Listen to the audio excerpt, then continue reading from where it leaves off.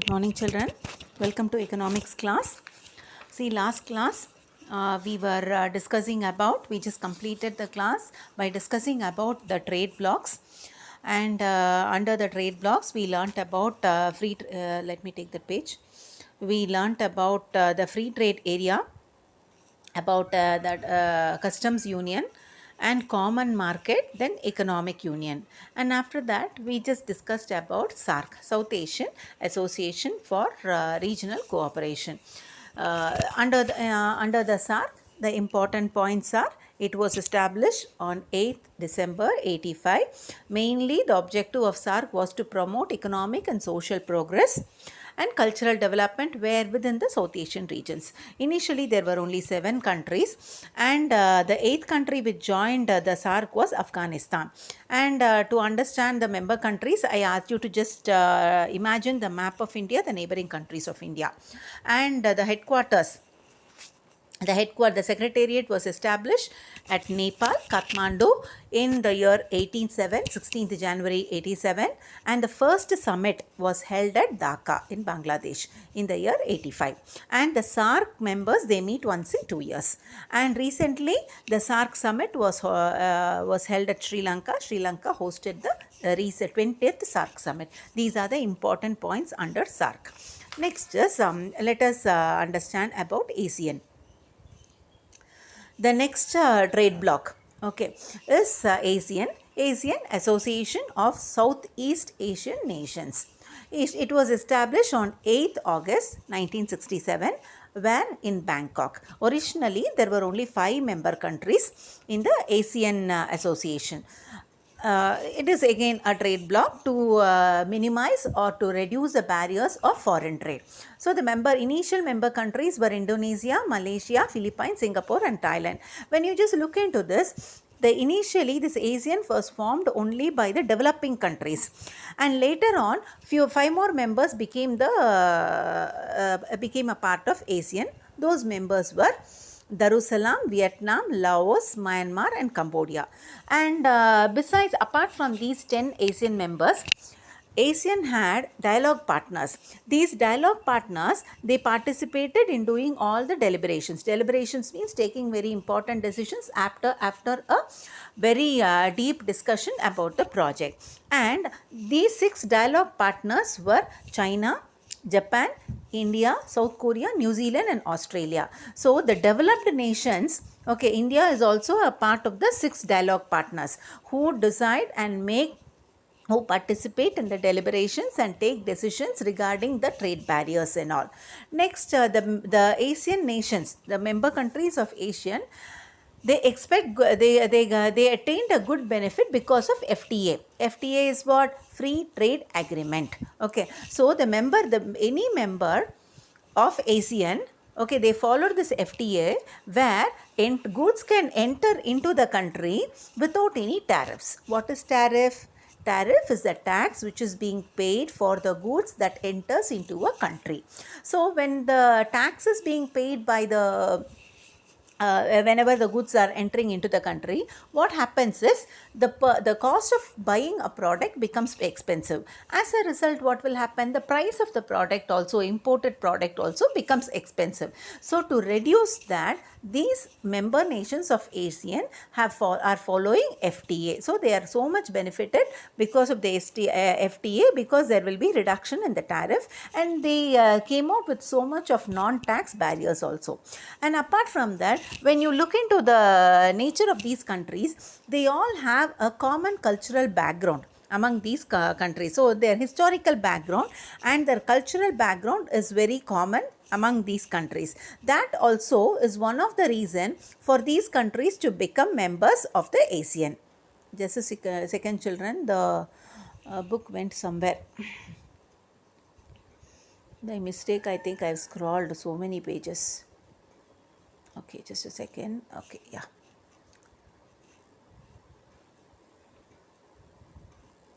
And coming into the objectives of, no, I think I have to take this. Yeah. Okay. When we talk of ASEAN and the foreign trade, all of us know that foreign trade is the lifeblood of global development for any country. Rather, trade is the lifeblood of a country. As such, when you take foreign trade, this became the lifeblood of all the ASEAN countries. So, globalization was made possible because of the ASEAN. Apart from that, many of the countries of the member countries of ASEAN, they were able to bring out many macroeconomic policies by becoming the member of the ASEAN. And when you talk of the summit, the ASEAN Summit of the heads of the government of member countries, it is the highest forum of ASEAN cooperation, because when you see Asian countries, okay, many of the Asian countries were densely populated. That is one of the biggest reason. Asian countries are densely populated, and these ASEAN members, they met once in 3 years. Okay, please underline this and keep. Okay, when we talk of 6 dialogue partners, it is associated with ASEAN, and the ASEAN members, they meet once in 3 years. Okay, and the decision making body is the decision making body of the ASEAN is the highest decision making body in the world as such. India's relationship with ASEAN, it started from 1992, where it became the sectoral dialogue partner of ASEAN. Why India became a sectoral partner? India is as such a part among the Asian countries. It dwells among the Asian countries because of the geographical proximity of India with the other Asian countries. We are able to export the goods to other countries at a very faster rate and at an economical cost also. See, many a times exporting a commodity to some Asian country, member of the ASEAN, is much economical than bringing the product to the other end of India. Okay, so that was the situation. So many a times it worked out to be, the freight cost worked out to be cheaper to have international trade with the members of the ASEAN countries. Next is, what are the objectives of ASEAN? Objectives of ASEAN, it is an important 2-mark answer. The first, you are supposed to write only 2 objectives, that is enough. So first thing is to accelerate economic growth. It is primary objective of all the trade blocs. First thing is to grow economically prosperous. Next is social progress also should be there. And apart from that, all these Asian countries have common historical and cultural background. So accelerating the cultural development is also one of the important objective. Next is to promote regional peace and stability. This is also the important objective of all the international organizations. So promoting regional peace, that is peace among the member countries who belong to one region. What is that region? Southeast Asian region. And bringing stability and adhering means following the principles of the new chartered nations. Next is it again promoting cooperation among the member nations. As such, what will happen when there is a good cooperation among the member nations? You will be able to exchange your knowledge, and you'll be able to have share the experience with respect to the public sector operations. Next is to provide conducive environment and facilities for research, training and education. So you provide a very good atmosphere or environment for what? For offering training and receiving training also, and with respect to education among the members. And finally, to serve as a center of information as ASEAN links with other international organizations. So when you see ASEAN members, okay, majority of the members fall under the Southeast Asian nations, and you serve as an information center. You get the information because all these ASEAN is also attached to the international organizations like World Trade Organization or IMF or World Bank. So acting as a link between the international organizations. Next is functions of ASEAN. When you look into the functions, it is again a 3-mark question, quite an important and easy to learn answer. First thing is what? Free movement of goods and services. Okay, not only movement of goods and services, investment also within the ASEAN countries, okay, is being made possible. That is one of the important function is created among regional market. Like how European countries have got European market. ECM, we learnt in the previous class, European Common Market, which means the member countries of ECM, The goods can move freely, men can move freely, capital can move freely, investment also can move freely. Likewise, okay, this ASEAN, main function of ASEAN is what? To facilitate the free movement of goods, services and investment. Next is it provides access to marketers. See, from one country, the goods. See, for me, for India, we can have Singapore as a market also. Indonesia can also be a market for us, and Thailand can also be a market for us. So that's the reason, because of this free trading only, the flowers which are grown in India are on a daily basis. They are being exported to Singapore and Indonesia and Thailand also. From there we are importing what? Perfumeries. Okay. It improves business competitiveness between businesses from different countries and also narrows the developmental gap between the member countries. See, by doing this, we are able to improve. Only when there is competition, we will improve ourselves. So the development is seen with respect to the member nations. As a result, what is happening? All the member nations are growing together. As a result of that, the gap between the countries, the economical gap between the countries is narrowing down. Next is it paves the way for market and investment opportunities for member nations. Apart from that, we are getting a good market for the products that we are producing, and not only that, we are also getting investment from other countries. We are able to invest in other countries. Next is to foster cooperation in many areas including trade and industry. Apart from this, we are giving the member countries are giving cooperation to different areas, where all with respect to trade we are developing, with respect to industries also we are able to render our cooperation to the other countries. So with this, ASEAN is over. Under the ASEAN, you'll be learning, you'll be having 1 2-mark question under objectives of ASEAN, and under functions of ASEAN, it is a 3-mark question. That's all. Next is BRICS. BRICS, it is an acronym. Okay, acronym means you need to understand acronym and abbreviation difference.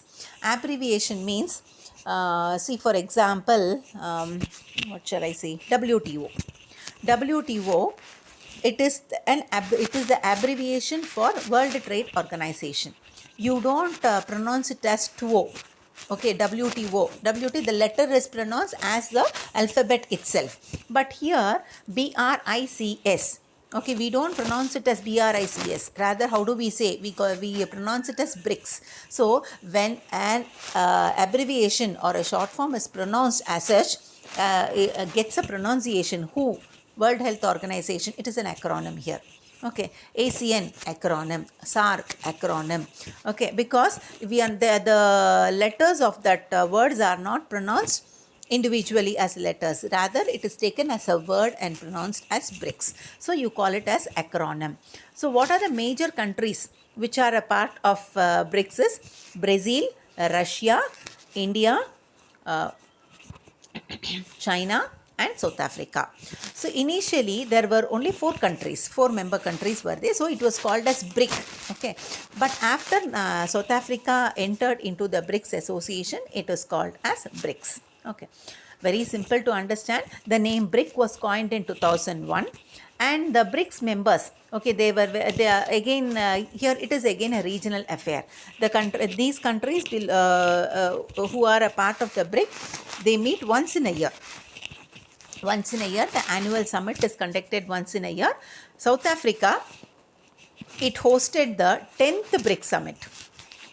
Okay, South Africa hosted the 10th BRIC summit, whereas the first summit, BRIC summit, was hosted by Moscow.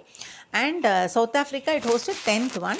India, it hosted the 4th and the 8th summit. Okay, so these are the information regarding who hosted the summit meeting. Next is the agenda. The 10th summit, I said it was hosted by South Africa in a place called as Johannesburg. The agenda of this summit was, it was held in 2018. It was started in 8, and the 10th summit, that is in 2018, South Africa hosted the 10th summit. Okay, where in a place called as Johannesburg. What is the agenda? What was the agenda of BRICS was inclusive growth. Okay, inclusive growth means you need to grow within your boundaries. All the member countries should grow together. Okay, next is trade issues. Whatever the problems of the trade issues should be solved within themselves. Global governance. The countries, when you see Brazil, Russia, India, China, all are developed countries only. So you should take a good share of governing the global market. Shared prosperity. When the countries are becoming prosperous, it should be shared among the member countries. International peace and security. As always, the objectives of any international organization. It is again a 2-mark question. Please understand. The 10th summit, it was held in July 2018 at South Africa in Johannesburg. What was the agenda of the 10th summit? Inclusive growth, trade issues, global governance, shared prosperity, and international peace and security. Now let us understand where the headquarters is located. The headquarters of the summit is located at Shanghai in China. It is located where? In Shanghai in China. It is located, please underline this also. It is located at Shanghai in China. The New Development Bank. The New Development Bank is basically for the development of the global market, where these banks are facilitates the global trade. Okay, where like how we have nationalized banks within a country, new development banks acts as development banks for all the member countries of the BRICS. Okay, initially it was named as BRICS Development Bank only. Later on only it was changed as New Development Bank. Okay, as what I told you, when and who hosted the first one, it is there.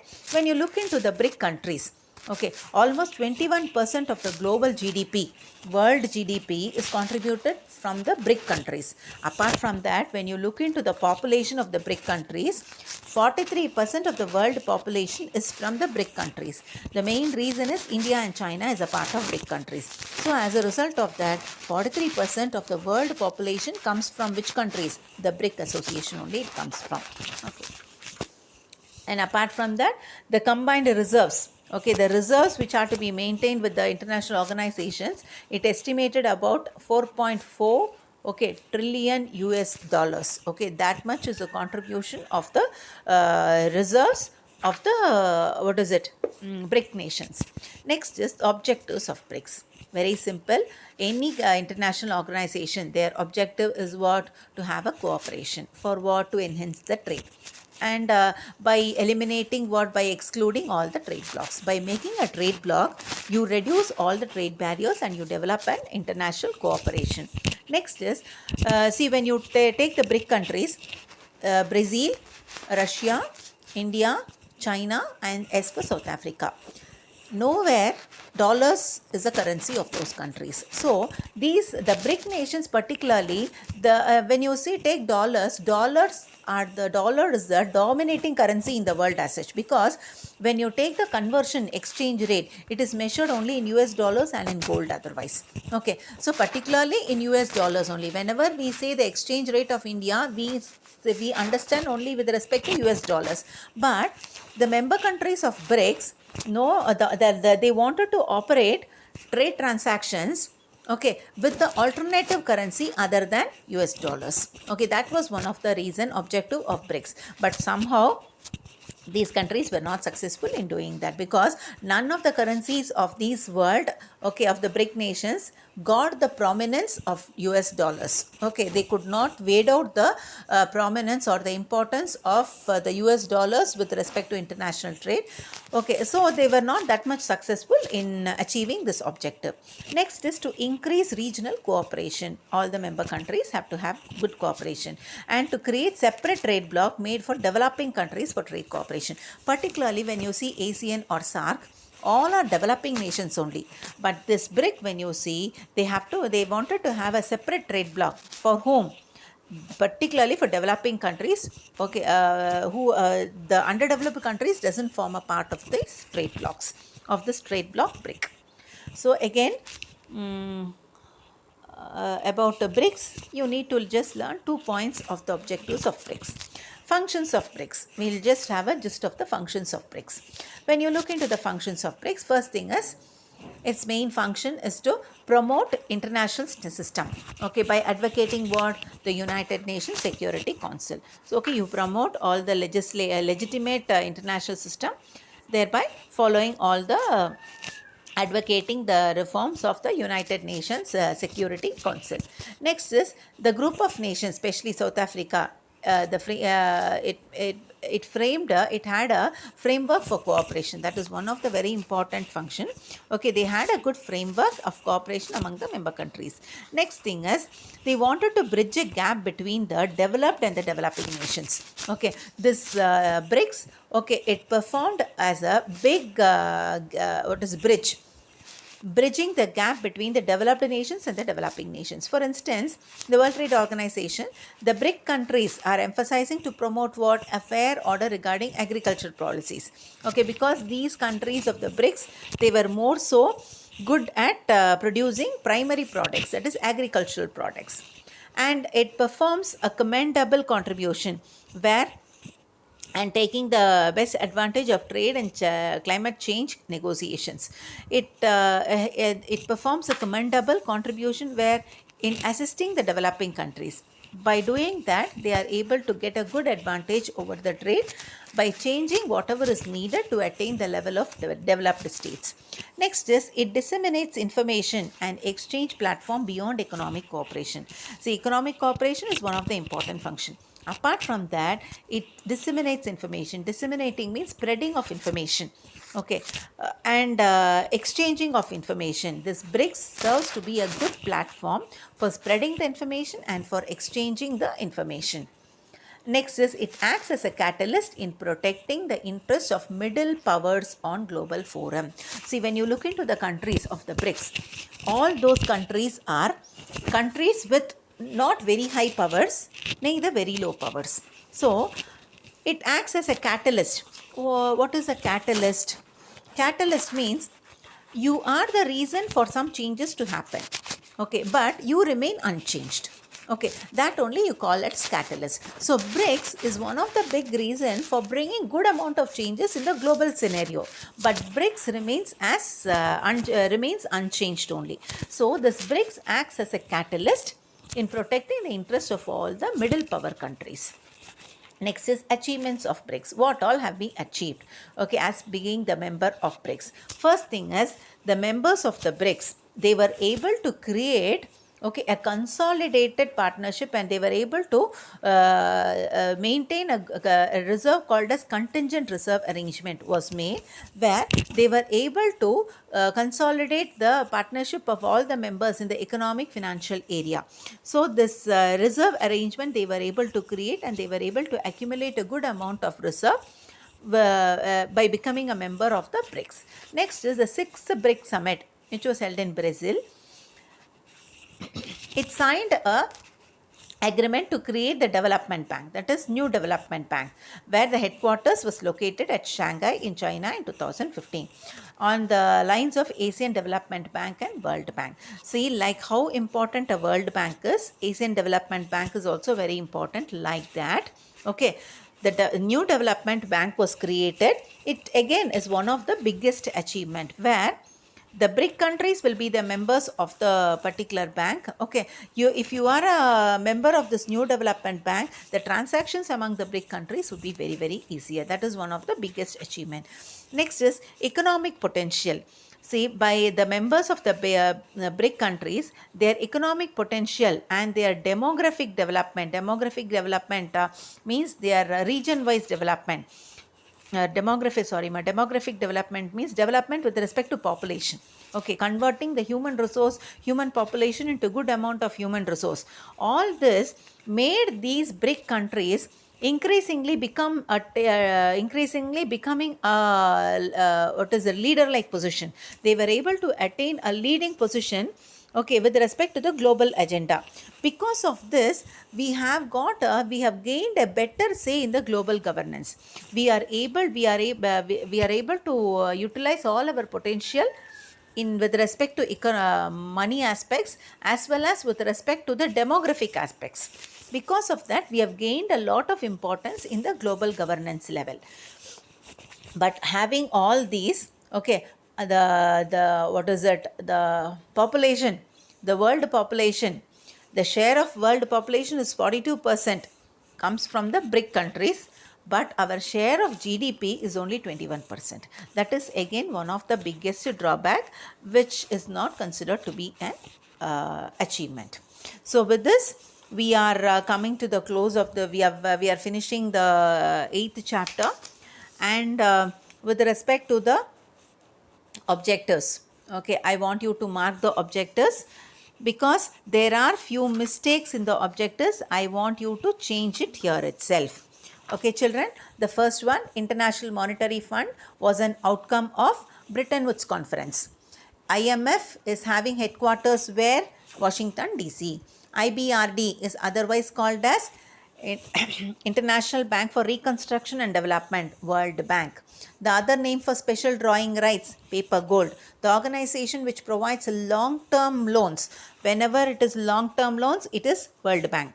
If it is short-term loans, it is IMF. Next is, which of the following countries is not a member of SAARC? Japan is not a member of SAARC. International Development Association is an affiliate of World Bank. Next is, dash relates to patent, copyrights, trade secrets. TRIPS, okay, trade related intellectual property rights. Next is, first ministerial meeting of WTO was held at Singapore. Next, ASEAN meets once in 3 years. 11th one, which of the following is not a member of SAARC? China is not a member of SAARC. SAARC meets once in how many years? 2 years. ASEAN, 3 years. And BRICS, once in a year, I think. Yes, once in a year. Once in a year they meet. Okay. Next is headquarters of ASEAN, Jakarta. Okay. Next is the term BRICS was coined in the year 2001. ASEAN was created in 1967. 10th BRICS Summit was held in July 2018. Where? At Johannesburg. Where is Johannesburg? South Africa. New Development Bank is an associate with BRICS. Previously, what was the name of New Development Banks? BRICS Development Bank. Which of the following does not come under the 6th dialogue partner of ASEAN? North Korea doesn't come under the, 6th dialogue partners. It is only South Korea is a member of the 6th dialogue partner. Next is SAARC Agricultural Information works as a central information institute for cultural related resources. Was founded in the year 1988. Benelux is a form of what? Customs union. So with this, we are coming close to this. We have finished this chapter. Homework for the day will be, I want you to write question number, write the agenda of BRICS Summit, functions of SAARC, achievements of ASEAN. Okay, achievements of ASEAN, and 30, I think we have finished that also. Yes, this is enough. Okay, 3 answers: agenda of BRICS, functions of SAARC, achievements of ASEAN. That is all children. Have a good day. Bye-bye.